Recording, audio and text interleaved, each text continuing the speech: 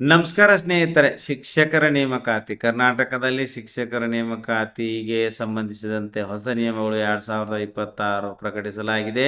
ಶಿಕ್ಷಕರ ನೇಮಕಾತಿಗೆ ಸಂಬಂಧಿಸಿದಂತಹ 2026ರ ಒಂದು ಹೊಸ ನಿಯಮಗಳನ್ನು ಈಗ ನೋಡ್ತಾ ಹೋಗೋಣ.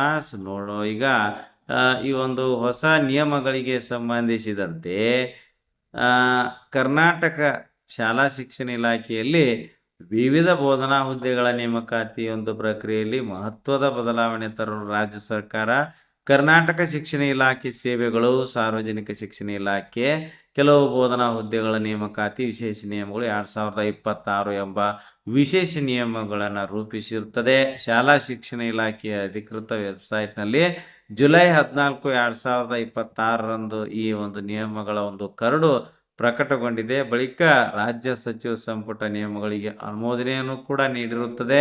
ಹೊಸ ವ್ಯವಸ್ಥೆಯಲ್ಲಿ ಶಿಕ್ಷಕರ ನೇಮಕಾತಿಯಲ್ಲಿ ಸ್ಪರ್ಧಾತ್ಮಕ ಪರೀಕ್ಷೆ ಸಿಇಟಿ ಅಂಕಗಳಿಗೆ ಹೆಚ್ಚಿನ ಮಹತ್ವವನ್ನು ನೀಡಲಾಗಿದೆ. ಸಿಇಟಿ ಆಧಾರಿತ ಆಯ್ಕೆ ವ್ಯವಸ್ಥೆ. ಹೊಸ ನಿಯಮಗಳ ಪ್ರಕಾರ ಪ್ರಮುಖ ಒಂದು ಅಂಶ ಏನಪ್ಪಾ ಅಂದ್ರೆ, ಹೊಸ ನಿಯಮಗಳದ್ದು ಶಿಕ್ಷಕರ ನೇಮಕಾತಿಯಲ್ಲಿ ಸಿಇಟಿ ಅಂಕಗಳಿಗೆ ಹೆಚ್ಚಿನ ತೂಕ ನೀಡಿದ್ದಾರೆ. ಪ್ರಾಥಮಿಕ ಮತ್ತು ಪದವೀಧರ ಪ್ರಾಥಮಿಕ ಶಿಕ್ಷಕರ ನೇಮಕಾತಿಯಲ್ಲಿ ಸಿಇಟಿಗೆ 70% ತೂಕ ನೀಡಲಾಗಿದೆ, ವೇಟೇಜನ್ನು ನೀಡಲಾಗಿದೆ. ಟಿಇಟಿ ಅಂಕಗಳಿಗೂ ಕೂಡ ಮಹತ್ವವನ್ನು ನೀಡಲಾಗಿದೆ. ಈ ಮೂಲಕ ಅಭ್ಯರ್ಥಿಯ ಶೈಕ್ಷಣಿಕ ಅರ್ಹತೆಗಳ ಜೊತೆಗೆ ಸ್ಪರ್ಧಾತ್ಮಕ ಪರೀಕ್ಷೆಯಲ್ಲಿ ಗಳಿಸುವ ಅಂಕಗಳು ಅಂತಿಮ ಮೆರಿಟ್ನಲ್ಲಿ ಪ್ರಮುಖ ಪಾತ್ರ ವಹಿಸಲಿವೆ. ಇನ್ನು ಈ ಒಂದು ನಿಯಮಗಳು ಯಾವ ಹುದ್ದೆಗಳಿಗೆ ಅನ್ವಯಿಸಲಿದೆ? ಹೊಸ ವಿಶೇಷ ನಿಯಮಗಳು ಪ್ರಮುಖವಾಗಿ ಕೆಳಗಿನ ಬೋಧನಾ ಹುದ್ದೆಗಳ ನೇಮಕಾತಿಗೆ ಸಂಬಂಧಿಸಿವೆ.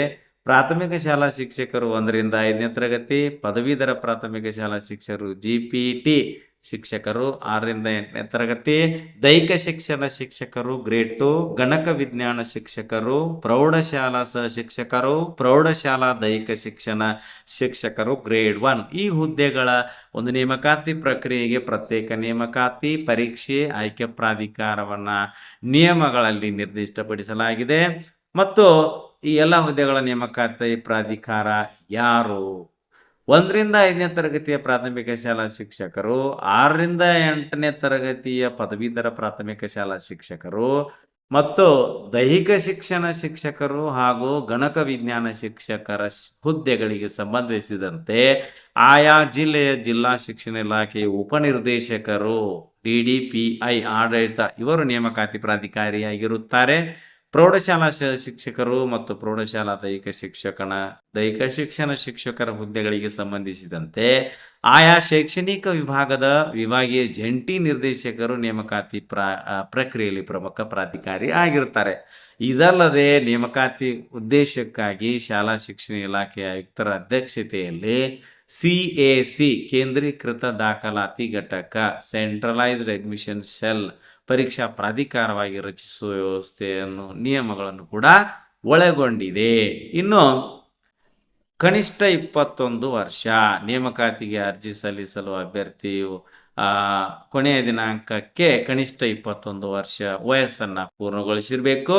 ಗರಿಷ್ಠ ವಯೋಮಿತಿಯನ್ನು ವರ್ಗವಾರು ನಿಗದಿಪಡಿಸಲಾಗಿದೆ. ಇನ್ನು SC ST ಕ್ಯಾಟಗರಿ ಫಸ್ಟ್ ಅಂಗವಿಕಲ ಅಭ್ಯರ್ಥಿಗಳಿಗೆ 45 ವರ್ಷ ನಿಗದಿಪಡಿಸಲಾಗಿದೆ. 2A 2B 3A ಇವರಿಗೆ 43 ವರ್ಷ ನಿಗದಿಪಡಿಸಲಾಗಿದೆ. ಇತರ ಸಾಮಾನ್ಯ ಅರ್ಹತಾ ಅಭ್ಯರ್ಥಿಗಳಿಗೆ 40 ವರ್ಷವನ್ನು ನಿಗದಿಪಡಿಸಲಾಗಿದೆ. ಇನ್ನು CET ಪರೀಕ್ಷೆ ಹೇಗಿರಲಿದೆ? ಹೊಸ ನೇಮಕಾತಿ ವ್ಯವಸ್ಥೆಯಲ್ಲಿ ಪ್ರತಿಯೊಂದಕ್ಕೆ ಸ್ಪರ್ಧಾತ್ಮಕ ಪರೀಕ್ಷೆ CETಯನ್ನು ನಡೆಸಲಾಗ್ತಾ ಇದೆ. ರಾಜ್ಯದ ಎಲ್ಲ ಜಿಲ್ಲಾ ಕೇಂದ್ರಗಳಲ್ಲಿ ಪರೀಕ್ಷೆಯನ್ನು ನಡೆಸುವಂತ ವ್ಯವಸ್ಥೆ ಇರ್ತದೆ. ಕನ್ನಡ ಮತ್ತು ಆಂಗ್ಲ ಒಂದು ಭಾಷೆಗಳಲ್ಲಿ ಪರೀಕ್ಷೆ ನಡೀತಾ ಇದೆ. ಆಯ್ಕೆ ಪರಿಗಣಿಸಲು ಪ್ರತಿ ಪರೀಕ್ಷಾ ಪತ್ರಿಕೆಯಲ್ಲಿ ಕನಿಷ್ಠ 35% ಅಂಕ ಗಳಿಸುವುದು ಕಡ್ಡಾಯ. ಪರೀಕ್ಷೆಗೂ ಮುನ್ನ ಕನಿಷ್ಠ 45 ದಿನಗಳ ಒಳಗಾಗಿ ಅಧಿಕೃತ ವೆಬ್ಸೈಟ್ನಲ್ಲಿ ಪಠ್ಯಕ್ರಮವನ್ನು ಪ್ರಕಟಿಸಲಾಗುತ್ತೆ. ಇನ್ನು ಈ ಎಲ್ಲ ಒಂದು ನೇಮಕಾತಿಗೆ ಸಿದ್ಧರಾಗತಕ್ಕಂಥ ಅಭ್ಯರ್ಥಿಗಳು ಅಧಿಕೃತವಾಗಿ ಪ್ರಕಟವಾಗತಕ್ಕಂತಹ CET ಪಠ್ಯಕ್ರಮ ಮತ್ತು ಪರೀಕ್ಷಾ ಅಧಿಸೂಚನೆಯನ್ನ ಗಮನಿಸುವುದು ಅತ್ಯಂತ ಮುಖ್ಯವಾಗಿರುತ್ತದೆ. 1ರಿಂದ 5ನೇ ತರಗತಿಯ ಶಿಕ್ಷಕರಿಗೆ 70:20:8:2 ಮಾದರಿ. ಅಂದ್ರೆ ಪ್ರಾಥಮಿಕ ಶಾಲಾ ಶಿಕ್ಷಕರ ನೇಮಕಾತಿಯಲ್ಲಿ ಅಂತಿಮ ಮೆರಿಟ್ ಲೆಕ್ಕಾಚಾರಕ್ಕೆ ಈ ಕೆಳಗಿನ ತೂಕದ ವೇಟೇಜ್ ಒಂದು ಸ್ಕೋರ್ ಅನ್ನು ನೀಡಲಾಗಿದೆ.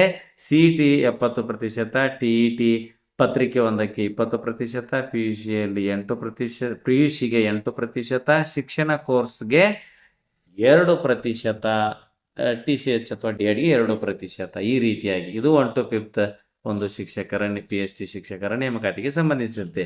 ಇನ್ನು ಒಟ್ಟು ಇದು 100 ಆಗುತ್ತೆ. ಇನ್ನು 6ರಿಂದ 8ನೇ ತರಗತಿ ಶಿಕ್ಷಕರಿಗೆ ಪದವೀಧರ ಶಿಕ್ಷಕರ ಒಂದು GPT ಶಿಕ್ಷಕರ ಒಂದು ನೇಮಕಾತಿಗೆ ಸಂಬಂಧಿಸಿದಂತೆ ಪದವೀಧರ ಪ್ರಾಥಮಿಕ ಶಾಲಾ ಶಿಕ್ಷಕರ ನೇಮಕಾತಿಯಲ್ಲಿ CET 70%, TET ಪತ್ರಿಕೆ 2 ಇದನ್ನು 20% ಕೌಂಟ್ ಮಾಡಲಾಗುತ್ತೆ ಮತ್ತು ಪದವಿ ಡಿಗ್ರಿ ಅದನ್ನು 8% ಕೌಂಟ್ ಮಾಡಲಾಗುತ್ತೆ. ಇನ್ನು ಶಿಕ್ಷಣ ಕೋರ್ಸ್ ಅಥವಾ BEd ಅನ್ನು 2% ಕೌಂಟ್ ಮಾಡಲಾಗುತ್ತೆ. ಹೀಗಾಗಿ 6ರಿಂದ 8ನೇ ತರಗತಿಯ ಶಿಕ್ಷಕರ ಒಂದು ಹುದ್ದೆಗೆ ಸ್ಪರ್ಧಿಸ್ತಕ್ಕಂತಹ ಅಭ್ಯರ್ಥಿಗಳಿಗೂ CET ಮತ್ತು TET ಅಂಕಗಳು ಅಂತಿಮ ಆಯ್ಕೆಯಲ್ಲಿ ಪ್ರಮುಖ ಪಾತ್ರ ವಹಿಸಲಿವೆ. ಇನ್ನು ಗಣಕ ವಿಜ್ಞಾನ ಶಿಕ್ಷಕರಿಗೆ CETಗೆ 85% ತೂಕ ಇರ್ತದೆ. ಗಣಕ ವಿಜ್ಞಾನ ಶಿಕ್ಷಕರ ನೇಮಕಾತಿ ನಡೀತಾ ಇದೆ. ಇವರ ನೇಮಕಾತಿಯಲ್ಲಿ CETಗೆ ಇನ್ನಷ್ಟು ಹೆಚ್ಚಿನ ಒಂದು ಪ್ರಾಮುಖ್ಯತೆಯನ್ನು ನೀಡಲಾಗಿದೆ. ಇವರ ಒಂದು CET ಒಂದು ಅಂಕಗಳಿಗೆ 85% ಮತ್ತು ಇವರ ಒಂದು ಪದವಿ ಅಂಕಗಳಿಗೆ 15% ವೇಟೇಜನ್ನು ನಿಗದಿ ಮಾಡಲಾಗಿದೆ. ಅಂದರೆ ಗಣಕ ವಿಜ್ಞಾನ ಶಿಕ್ಷಕರ ಹುದ್ದೆಗೆ ಸ್ಪರ್ಧಿಸ್ತಕ್ಕಂಥ ಅಭ್ಯರ್ಥಿಗಳ ಅಂತಿಮ ಮೆರಿಟ್ನಲ್ಲಿ CET ಅಂಕಗಳು ನಿರ್ಣಾಯಕ ಪಾತ್ರವನ್ನು ವಹಿಸಲಿರ್ತಕ್ಕಂಥದ್ದನ್ನು ಇಲ್ಲಿ ನೀಡಿರ್ತಕ್ಕಂಥ ವೇಟೇಜ್ ಸ್ಕೋರ್ನ ಆಧಾರದ ಮೇಲೆ ನಾವು ನೋಡ್ಬೋದಾಗಿದೆ. ಪ್ರೌಢಶಾಲಾ ಸಹ ಶಿಕ್ಷಕರ ನೇಮಕಾತಿಗೆ ಸಂಬಂಧಿಸಿದಂತೆ ಪ್ರೌಢಶಾಲಾ ಸಹ ಶಿಕ್ಷಕರ ಹುದ್ದೆಗಳಿಗೂ ಕೂಡ CET ಆಧಾರಿತ ಮೆರಿಟ್ ವ್ಯವಸ್ಥೆಯನ್ನು ರೂಪಿಸಲಾಗಿದೆ. CET ಒಂದು ಅಂಕಗಳನ್ನು 85% ವೇಟೇಜ್ ಸ್ಕೋರನ್ನು ಕನ್ಸಿಡರ್ ಮಾಡಲಾಗುತ್ತೆ CET ಮಾರ್ಕ್ಸನ್ನು. ಇನ್ನು ಪದವಿಯ ಒಂದು ಮಾರ್ಕ್ಸನ್ನು 13% ಕನ್ಸಿಡರ್ ಮಾಡಲಾಗುತ್ತೆ. ಶಿಕ್ಷಣ ಕೋರ್ಸದ ಒಂದು ಅಂಕಗಳನ್ನು 2% ವೇಟೇಜ್ ಸ್ಕೋರನ್ನು ಕನ್ಸಿಡರ್ ಮಾಡಲಾಗುತ್ತೆ. ಒಟ್ಟು 100%ನಲ್ಲಿ ಈ ರೀತಿ ಏನಪ್ಪ ಅಂದರೆ ಒಂದು ಮೆರಿಟ್ ವ್ಯವಸ್ಥೆಯನ್ನು ಮಾಡಲಾಗಿರ್ತಕ್ಕಂಥದ್ದು. ಇದರಿಂದ ಪ್ರೌಢಶಾಲಾ ಶಿಕ್ಷಕರ ನೇಮಕಾತಿಯಲ್ಲೂ ಕೂಡ ಸ್ಪರ್ಧಾತ್ಮಕ ಪರೀಕ್ಷೆಯ ಸಾಧನೆಗೆ ಹೆಚ್ಚಿನ ಮಹತ್ವವನ್ನು ನೀಡಿದೆ ಅಥವಾ ಸಿಗಲಿದೆ. ಇನ್ನು ಸೇವಾನಿರತ ಶಿಕ್ಷಕರಿಗೆ ಮಹತ್ವದ ನಿಯಮ. ಈ ಒಂದು ವಿಶೇಷ ನಿಯಮಗಳಲ್ಲಿ ಸೇವಾನಿರತ ಶಿಕ್ಷಕರಿಗೆ ಸಂಬಂಧಿಸಿದಂತೆ ಪ್ರಮುಖ ನಿರ್ಬಂಧವಿದೆ. ಈಗಾಗಲೇ ಶಾಲಾ ಶಿಕ್ಷಣ ಇಲಾಖೆಯ ಸರ್ಕಾರಿ ಶಾಲೆಗಳಲ್ಲಿ ಸೇವೆ ಸಲ್ಲಿಸ್ತಿರ್ತಕ್ಕಂಥ ಶಿಕ್ಷಕರು ತಾವು ಪ್ರಸ್ತುತ ಹೊಂದಿರತಕ್ಕಂಥ ಅದೇ ವೃಂದದ ಹುದ್ದೆಗೆ ಈ ಒಂದು ವಿಶೇಷ ನಿಯಮಗಳ ಅಡಿಯಲ್ಲಿ ಮತ್ತೆ ಅರ್ಜಿ ಸಲ್ಲಿಸಲು ಅರ್ಹರಾಗಿರುವುದಿಲ್ಲ ಎಂಬ ಅಂಶವನ್ನು ನಾವು ಗಮನಿಸಬೇಕು. ಆದರೆ ಇತರ ವೃಂದದ ಹುದ್ದೆಗಳಿಗೆ ಅರ್ಜಿ ಸಲ್ಲಿಸುವ ಅರ್ಹತೆ, ಸೇವಾ ನಿಯಮಗಳು ಅಥವಾ ಇತರೆ ನೇಮಕಾತಿ ಅವಕಾಶಗಳ ಬಗ್ಗೆ ಸಾಮಾನ್ಯ ಅನುಮತಿ ಎಂದರ್ಥವಲ್ಲ. ಅಭ್ಯರ್ಥಿಗಳು ತಮ್ಮ ನಿರ್ದಿಷ್ಟ ಸೇವಾ ಸ್ಥಿತಿ ಮತ್ತು ಸಂಬಂಧಿಸಿದಂತಹ ಅಧಿಸೂಚನೆಯನ್ನು ಆಧರಿಸಿ ತಮ್ಮ ಅರ್ಹತೆಯನ್ನು ಪರಿಶೀಲಿಸಬೇಕು. ಮತ್ತು ಶಿಕ್ಷಕರ ನೇಮಕಾತಿಯಲ್ಲಿ ಮಹತ್ವದ ಬದಲಾವಣೆಯನ್ನು ಕೂಡ ಮಾಡಲಾಗಿದೆ.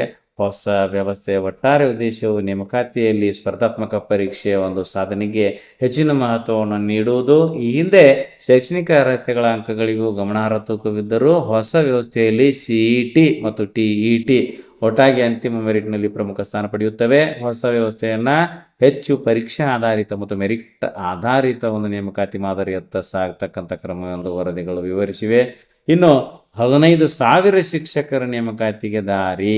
ಈ ಒಂದು ವಿಶೇಷ ನೇಮಕಾತಿ ನಿಯಮಗಳಿಗೆ ರಾಜ್ಯ ಸಚಿವ ಸಂಪುಟ ಅನುಮೋದನೆ ನೀಡಿದ್ದು ರಾಜ್ಯದ ಸರ್ಕಾರಿ ಶಾಲೆಗಳಲ್ಲಿ ಖಾಲಿ ಇರತಕ್ಕಂಥ ಶಿಕ್ಷಕರ ಹುದ್ದೆಗಳಿಗೆ ಭರ್ತಿಗೆ ಒಂದು ದಾರಿ ಮಾಡಿಕೊಟ್ಟಿದೆ. ಸುಮಾರು 15,000 ಶಿಕ್ಷಕರ ನೇರ ನೇಮಕಾತಿಗೆ ಈ ನಿಯಮಗಳು ಮಾರ್ಗಸೂಚಿಯಾಗಿವೆ. ಇದು ಏನಪ್ಪಾ ಅಂದರೆ ಕರ್ನಾಟಕದಲ್ಲಿ ಶಿಕ್ಷಕರ ನೇಮಕಾತಿಗೆ ಹೊಸ ವಿಶೇಷ ನಿಯಮಗಳು 2026 ಇದ್ರ ಬಗ್ಗೆ ನಾವು ಇಲ್ಲಿವರೆಗೆ ನೋಡಿದೆವು. ಧನ್ಯವಾದಗಳು.